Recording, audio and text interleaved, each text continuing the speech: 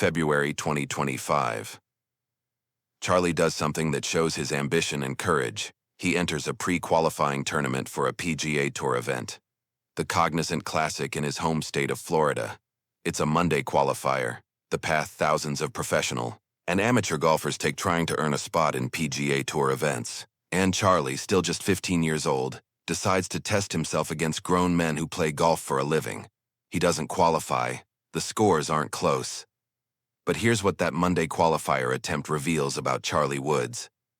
He's not afraid of failure. He's not hiding from competition or staying in his comfort zone. He's actively seeking out challenges that will push him, expose his weaknesses, force him to improve.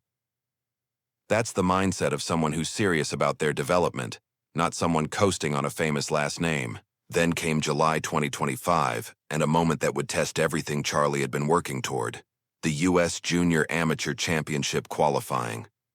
This isn't just any tournament. This is the most prestigious junior golf event in America, the championship. His father won 3 consecutive years from 1991 to 1993, cementing his legacy as a junior golf legend before he ever turned professional. Charlie had never competed in a USGA national championship. This would be his first attempt just to qualify. The pressure was immense. Qualifying took place at a local Florida course, and Charlie needed to be one of the top finishers to earn a spot in the championship field. He started poorly, struggling on his first 2 holes. The kind of rough start that can derail an entire round and crush a player's confidence. But instead of letting it spiral, instead of giving in to the pressure, Charlie composed himself. He told himself no more bogeys or doubles. He started making putts when he needed them. He took advantage of birdie opportunities. He finished with a 71, winning the qualifier by a single stroke. One shot. That's all that separated Charlie from qualifying for the U.S. Junior Amateur and missing out entirely. One shot that could have gone either way, and his mental strength under that pressure made the difference. He earned his spot in the championship field at Oakland Hills Country Club in Michigan, setting up his USGA debut and the biggest test of his young career to that point. Oakland Hills, July 2025. Charlie Woods arrives at one of America's most historic golf courses for his first USGA championship. His father is there watching, but because of USGA rules, Tiger can't caddy. Charlie's teammate Luke Wise carries the bag instead. And the crowds? Absolutely massive. Hundreds of people following every shot, treating it like a professional tournament. The USGA had to expand parking and order more merchandise because of the interest in watching Charlie compete. The first round was brutal. Charlie shot an 82, 12 over par, finishing tied for 236th in the 264-player field. It was the kind of score that becomes a headline, that fuels the critics who had always doubted him, that makes people question whether he belonged in the championship at all. Playing in front of those massive galleries with his father watching from the ropes, with the pressure of his USGA debut and his last name and all those expectations, Charlie struggled. Badly. The second round wasn't much better. He shot another high score, finishing at 22 over par for the championship, missing the cut by 18 shots. 18 shots. It wasn't close. It wasn't competitive. It was the kind of performance that could break a young player's confidence, that could make someone doubt whether they should even continue pursuing competitive golf at a high level. But pay attention to what happened next, because this is where Charlie Woods' story transforms from just another tale of a famous athlete's kid who couldn't live up to expectations into something genuinely inspiring. He didn't quit. He didn't make excuses. He didn't blame the crowds or the pressure or the course. He went back to work, back to the practice range, back to the fundamentals, back to the grinding.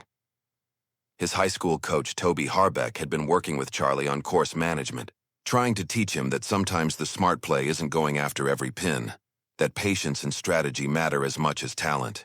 Charlie was learning hard lessons about competitive golf at the highest junior level, that it's not just about hitting it far or making your swing look pretty. It's about scoring when things aren't perfect, about managing emotions, about staying patient through the tough moments. And through all of this, Charlie was developing something that can't be taught but has to be earned: mental toughness. The ability to fail publicly, to face criticism and doubt, and to keep showing up anyway, to keep competing, to keep believing in yourself when plenty of people have stopped believing in you. That's what separates the players who eventually succeed from the ones who fade away when things get hard.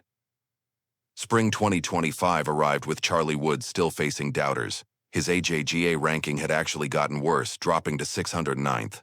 That's not a typo. After years of competing, after all the practice and coaching and effort, he was ranked 609th in junior golf. For most players, that ranking would be acceptable. For the son of Tiger Woods, it was seen as a failure, more evidence that he couldn't live up to the hype. Then came May 2025, the Team TaylorMade Invitational in Bowling Green, Florida, an AJGA event featuring some of the best junior golfers in the country, including the #1 ranked Miles Russell. This wasn't a small regional event or a local tournament. This was elite national competition, the kind of field Charlie had been working toward competing against for years. And this time, something was different. All that work, all those hours on the practice range, all those lessons learned from failure, it all came together. The first round, Charlie shot 2 under par. A solid start, but nothing spectacular. He was in contention, but there were players ahead of him, including the favorites who were expected to dominate. The second round is when things changed. Charlie shot 7 under 65, one of the best rounds of the entire tournament, rocketing up the leaderboard. Suddenly, he was trailing leader Luke Colton by just 1 shot going into the final round. 1 shot behind with 18 holes to play for his first AJGA title. The final round pressure was enormous. This was everything Charlie had been working toward. His chance to prove the doubters wrong, to show that all those failures had been learning experiences rather than proof he couldn't compete. His chance to validate the hours of practice, the criticism he'd endured, the path he'd chosen to follow. 1 bad round, 1 mental collapse, 1 stretch of poor golf, and it all slips away. The critics would have been louder than ever. Charlie didn't just avoid collapse, he thrived under that pressure. 6 under par in the final round. 66. 8 birdies in a single round when he needed them most. He made putts that mattered. He hit shots under pressure. He played the kind of golf that had people wondering if this was the same player who had struggled so badly at the U.S. Junior Amateur less than a year earlier. Because it wasn't. This was a transformed player, someone who had learned from failure and come back stronger. The final score, 15 under par over 54 holes. Charlie Woods, the kid who had been ranked 609th, who had faced endless criticism and doubt, who had failed publicly at the U.S. Junior Amateur, had just dominated a field of elite junior golfers to win his first AJGA title. He beat Miles Russell, the #1 ranked junior in the country. He beat Luke Colton, ranked #5. He beat everyone, and it wasn't even close. But here's the most shocking part of that victory. His ranking after that single tournament, Charlie jumped from 609th to 14th. From 609 to 14 in one event. That's not just improvement, that's a complete transformation. That's proof that the talent was always there, but it needed time to develop, needed competition to sharpen it, needed failure to forge it into something real. The golf world took notice. Suddenly, the narrative changed completely. Articles that had questioned Charlie's ability were now praising his breakthrough. Coaches and analysts who had doubted him were admitting they might have been wrong. College programs that had been lukewarm started expressing serious interest, and most importantly, Charlie himself had proven something critical. He could handle the pressure, learn from failure, and deliver when it mattered most. September 2025 brought another moment of magic. The Junior Players Championship at TPC Sawgrass, home of the Players Championship, and one of the most famous courses in golf. Charlie was competing, and on one of the par 3s, he made a hole-in-one. His second ace in 9 months, following the one he'd made at the PNC Championship with his father. 2 hole-in-ones before his 17th birthday, a statistical impossibility that kept happening for Charlie Woods. But more than the hole-in-one, that Junior Players Championship represented something bigger. Charlie was now competing regularly in elite junior events, holding his own against the best players in the country, proving that his AJGA title wasn't a fluke. His game had reached a level where he belonged in these fields, where he could compete and win against anyone. As of October 2025, Charlie Woods is ranked 9th in the AJGA rankings. 9th. From 609th to 9th in less than 6 months. That's one of the most dramatic rises in junior golf history. And it's not just about the ranking, it's about what that ranking represents. Validation of his work ethic, proof that patient development works, evidence that the criticism he faced was premature.